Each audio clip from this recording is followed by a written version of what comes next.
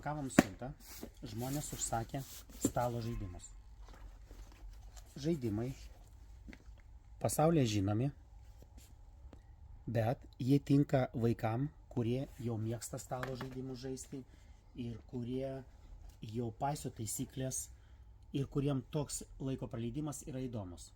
Bet jeigu paimti vaikus 3-4 metų, juos reikia sudominti stalo žaidimais. Todėl geriausiai rinktis žaidimus, kur sukurta kažkokią platformą, ant kurios mes žaidžiam ir vaikus sudominam. Pavyzdžiui, katinas ir pelės. Žaidimo aikštelė kaip šita dėžutė. Žaidimas su kauliuku. Jo privalumas tame, kad čia nėra starto finišo. Vaikštom aplink sūrio ir renkam sūrio gabaliukus. Kas juos daugiausiai surinka, tas laimi.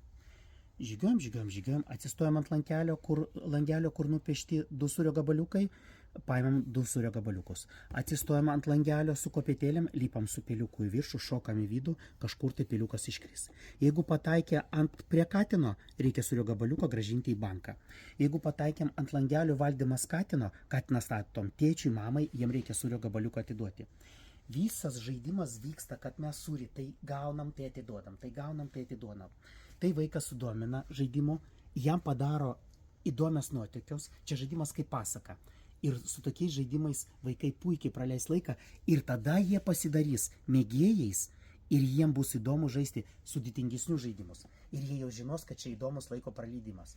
Tai reziumuoju. Žaidimas, kur nėra starto finišo, žaidimas kaip pasaka ir vaikas gali lygiosiam žaisti su tėčiu ir su mama. Mūsų žaidimus surasit svetainėje žaisliukai.lt.